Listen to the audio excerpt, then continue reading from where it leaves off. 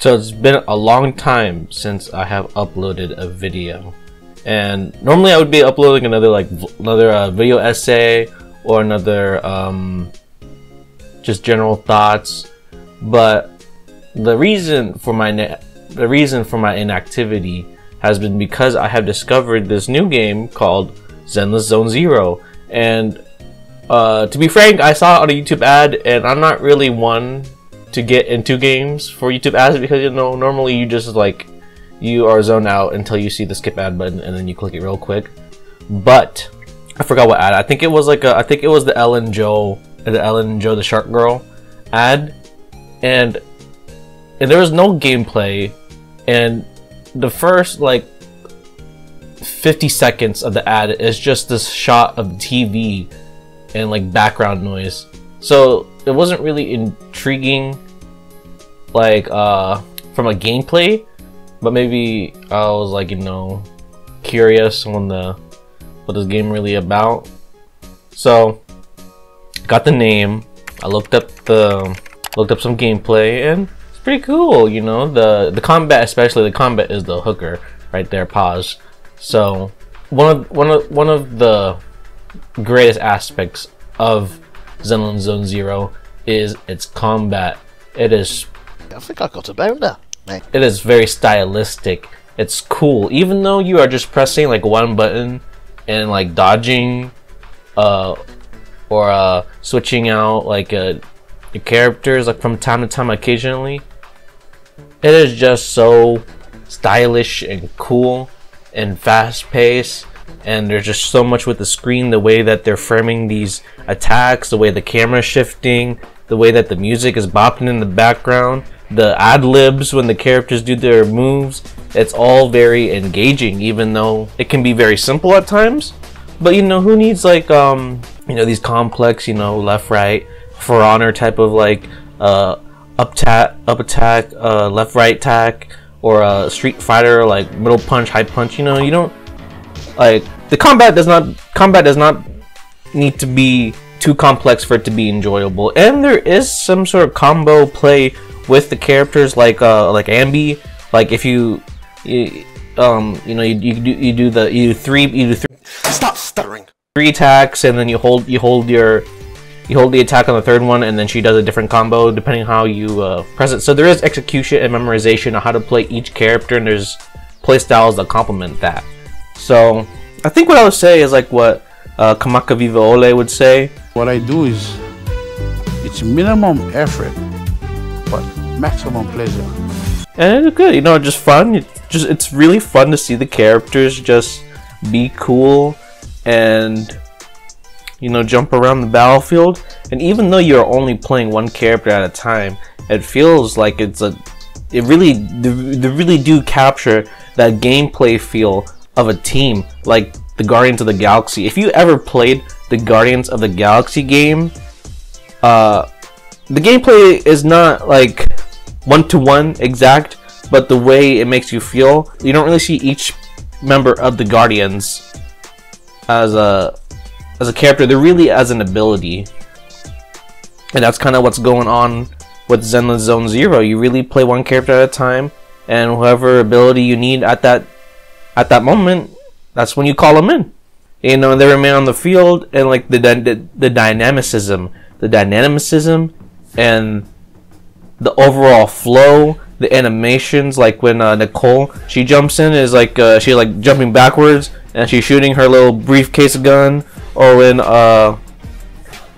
Billy Kid, and when he gets called in, he's got this very suave, very flowy dodge to the back, and he draws out both of his revolvers, starts shooting. It's very nice. You can see that there is synergy with these animations, and that's helps with that immersion, that teamwork, emotion squad. Not how I'm just playing one character and then I just switch out.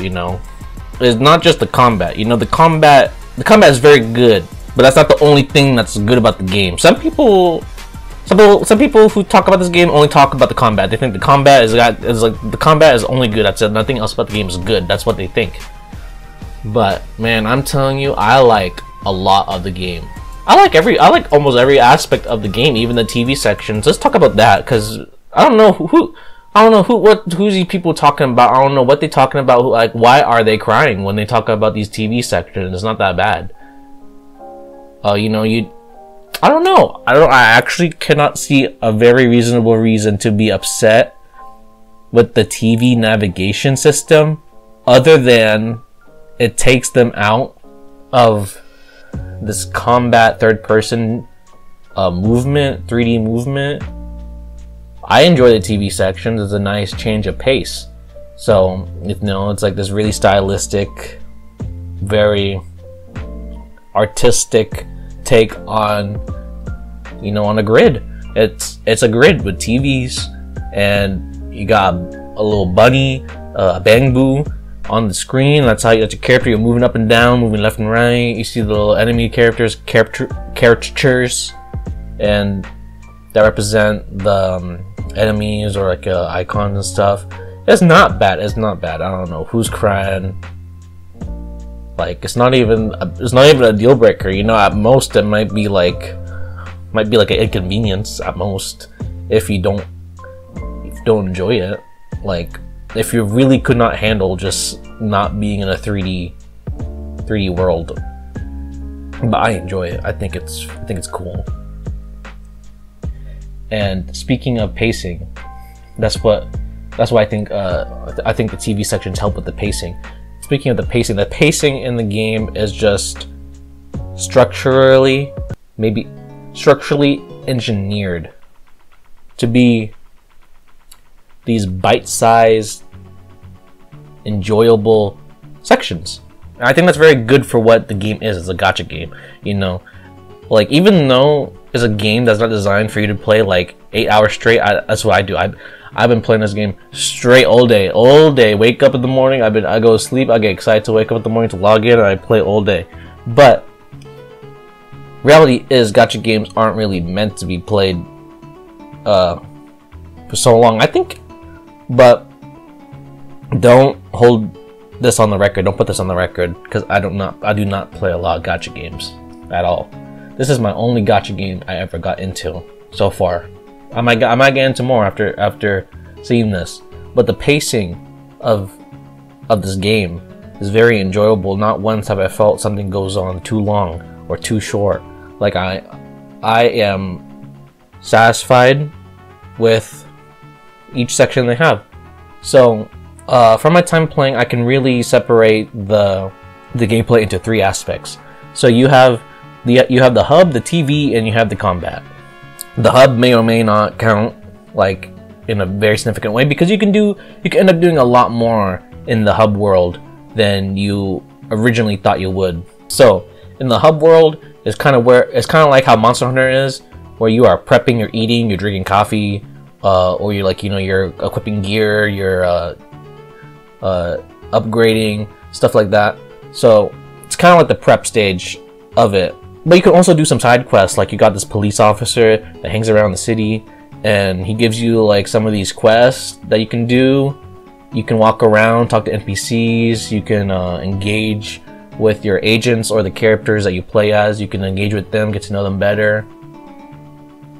I think you can go on dates on them. I haven't gone on a date with anybody yet. If I could, I think the first one would be Billy the Kid. Okay, pause. I just think he's a really cool character.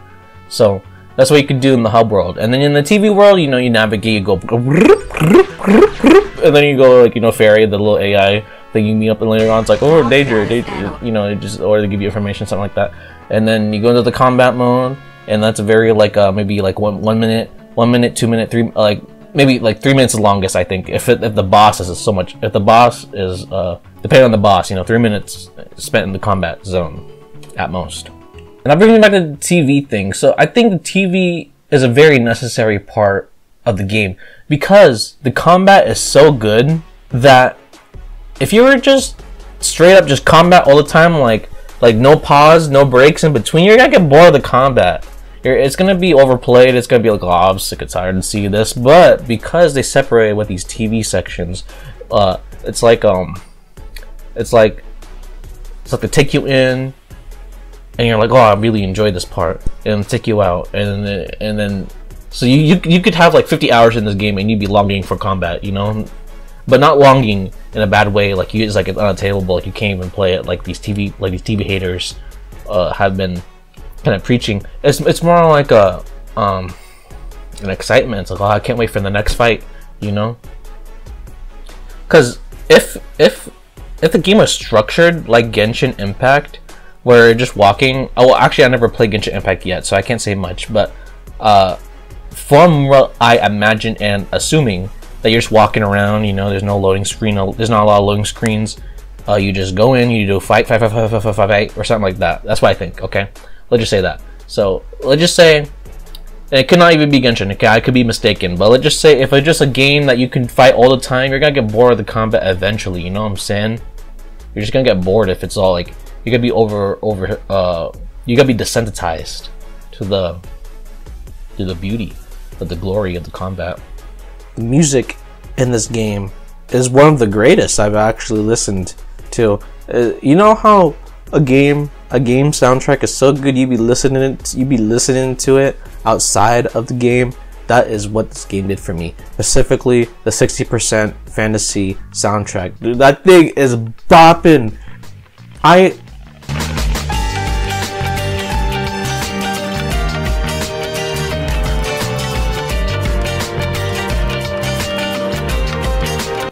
It gets you so giddy, it makes you want to dance. It's got this city, urban, suburban feeling of just walking down the street, you know, with the newspaper, this like almost like noir aspect of the city life. It's so enjoyable. It's so jazz like. It's so playful but serious at the same time. That's my favorite soundtrack. But other aspects, like I think like in the morning theme, it's got like this kind of hyper pop, and I'm not sure if this is the right way to say it, but it's got like this satellite feel, cause most of the time I hear this like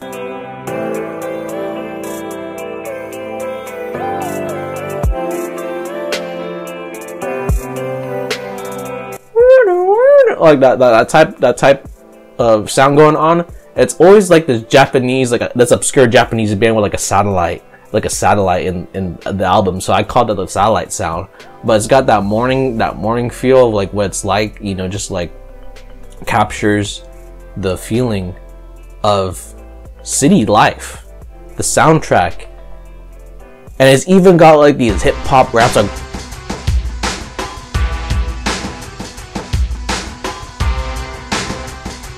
like parts. I think it's a battle theme or something, but it's great. And each store has its own theme, and each store also has like these cool animations. Like when you get the Ichiraku ramen noodles, the guy makes the noodles, you can watch him make the noodles, and like the coffee guy, he's brewing the drink. These are just they're really well done from like what I can see. You know, I'm not like a Pixar level animator, but what I see, they're like really great quality. The animation and the soundtrack is also a great aspect. You know, I think they do it really well. The soundtrack specifically, I'd give it a 10. And then the animation, like I've seen some people made like these compilations of how like sometimes like the style is different. Like at one moment is like this bouncy like anime feel, and the other time is like different, like a different like it's like maybe more stiff. I don't know. Like I guess under a lot of scrutiny you can probably see that, but from just a casual person who doesn't animate stuff and just plays a game and just enjoy these cutscenes, I think it's great. I think it's good. I can't really give it like a fair rating, like maybe, but it's good, you know. It's not terrible. I think it's fun. I think it's playful. Maybe I say playful a lot, but it's true. It's very fun. It's a very light-hearted game.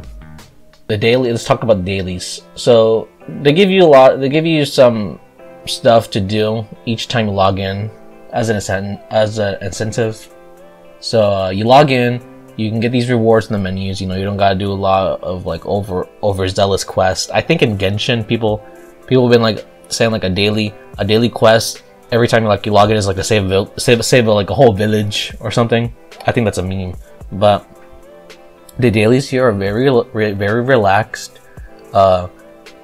And if all you were gonna do for the day, like today, we're just going to just log in to do your dailies. It would just be like maybe like 2 minutes max, because you just log in, you get rewards from the menu. You get to Ichiriku Ramen from Naruto. You go there and you eat your ramen or whatever variety you desire, and you go to the coffee shop. You drink whatever drink you want, and then that's it. That's basically it. That's the daily. Very city-like, you know. Oh wait, I forgot the most important thing. I forgot it. The scratch ticket stand with Howl, the dog, who is the cashier there. You go there every morning, and then in real life, not in the game, in real life, every morning you go there, and then you go to you scratch up a ticket, you get a reward, you know. Cheap dreams, you know what I'm saying? I think the story is very engaging. I really liked the story. Some people don't like it. I think maybe because it's more grounded, you know, maybe it's not as high stakes as they want. I don't know, like world ending. I think it's a good story. I think it's very engaging. I think it's a fun adventure, science fiction grounded story. You know, you're just some hackers, and you're like a special type of hacker. You're a hacker that's a proxy, and you are a proxy as in that you fight with agents. So that's your proxy. You don't really fight yourself. You fight with agents. You're a proxy. And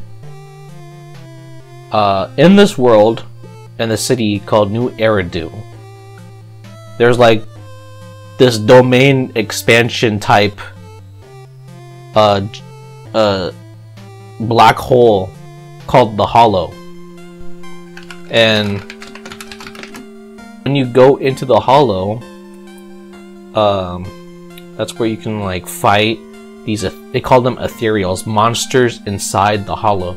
And people can turn into ethereals if like they get corrupted, and I guess you can kind of see it's like a disease. If you get diseased, you turn into an ethereal.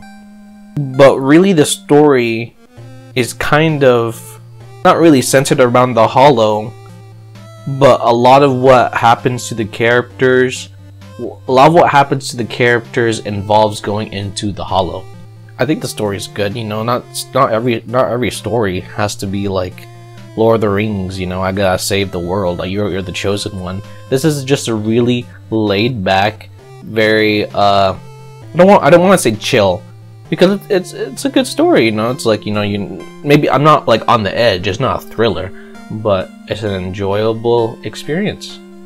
Because from what I know, the story was in some freak accident you lost your account, like your online account. That's how you be a proxy. That's how you're a hacker. You have an online account, you get hacked, and you lose your account and you start over. That's you. You're just building up your reputation on being, again, a great proxy. But I enjoy it, you know, just as a casual. As a casual who has never gone to gacha games, this is a very good story. So out of all this things that the game has to offer, the combat, the story, you know, I guess the gacha if you're a Gamba guy, but I'm not really a Gamba guy, you know. I go over there, you know, I do my role, I do my my rolls or summons or whatever you call them. I'm rolling the dice, and you know, if it lands on 6, I'm happy. If not, that's alright. I'll try it again next time. I'm not putting real money into it. The free-to-play aspect is pretty good, you know, from what I can tell. I never got into gacha games for that exact reason, because you know, from an outsider's perspective, they're gacha, you know, they're money, they want to get your money. But you can really play as a free-to-play game, you know. This is a very, you can actually get a full experience as a free-to-play player. So, you know, pay to win. I guess gacha games by nature are pay to win, but you don't really gotta pay to enjoy. It's free to experience, and not like a demo, like, you know, not like a demonstration. You know, you play for 30 minutes, and that's all the content you get. You can get a lot. You can get full content free to play. So it's okay, you know, the gacha's not too overly aggressive. When I did my my summons, that's how you do your little gachapon. You put the coin in, you twist the knob, and you get whatever waifu or ball you get. I think the drop rates are good because I've gotten a lot of characters so far without paying a dime. So I think they're reasonable. But I know it's been going along for a long time, but my favorite, the most I can praise this game on is its art style and graphics. I don't know if I've ever seen a game stylized like this. Like maybe Genshin's like this, but if Genshin looked as good as Zenless Zone Zero, I might play Genshin. But Zenless Zone Zero has such a beautiful and enthralling, engrossing art style. It's realistic. And when I say realistic, not every game has to be Unreal Engine 5 realistic, like body camera, blurry visions, grain film, like type of realism, but realistic in the way that it feels, like the way that the city looks, the way the sky covers the buildings in light. It's so real. It's romanticized realism. It may not be exactly what real life looks, but it captures what real life makes you feel. And my greatest attestment to this is, so I'm gonna be honest, I don't really tell a lot of people this, but I take pictures of the sky, and more specifically the clouds. I'm like a cloud guy. So I don't know if you'll watch that one video I made, but it's a whole love letter to the sky. But in short, I take a lot of pictures of the sky. In this game, I take pictures of the sky in the game. That's how beautiful I think this game is. I think even the clouds move in the game. And you get multiple skies. You get a sunset, you get the morning, you get the morning clear blue, you get the sunset golden hour, you get like the evening stars and all that. I think it's a very nice game. It's a very beautiful, realistic, romanticized art style. Even the buildings, your little play store that you host, you gotta manage the video store. Even that whole joint, that's pretty realistic. The way that the light shines through the windows, how just the materials are texturized. It's very real, and I really enjoy the way this game looks. That's probably by far my most favorite part of the game, is just the way that it looks. And I'm not really like a tech demo guy. Some people, they play games like they just want like a tech demo. They just want the game to look good. They don't care about combat. They don't care about user experience. They just care if it looks good. For me, it's as a bonus, It's a bonus, and it turns out to be my most favorite part of the game, is just this grounded, realistic realism. So my thoughts on the game, very good. I've been playing this game for like 3 days straight. I've been excited to log in every morning, and I can't wait to see more. I hope they add more characters. And I haven't finished a lot of this story. I think I'm on chapter 2 so far, but I think it's going in a fun direction, and I hope it continues pushing hard. Pause. So that's my thoughts on Zenless Zone Zero. If you have any more questions, leave them in the comments, and if I am experienced enough, I will tell you. This is really my first impression, so don't ask me these like complex, like what's the best team, because most of the time I just go by who I think is the coolest and what elements they got versus the monsters I'm fighting. So if you got any basic questions, like what's the game like as a new player, like first 10 hours, I'm your man. So that's my thoughts, and I hope it hasn't gone too long.